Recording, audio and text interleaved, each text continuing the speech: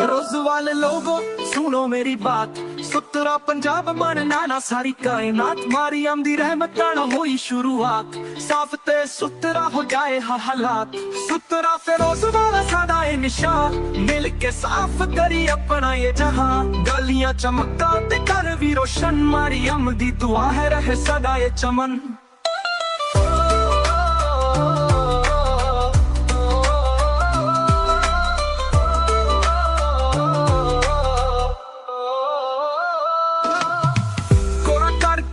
चुपो ते दूर करो, अपने शहर दी खूबसूरती महसूस करो, बच्चे ते बड़े सब हक मिलाओ, सुतरा फिरोज वाला दा झंडा उठाओ, सुतरा फिरोज वाला सादा ए निशान,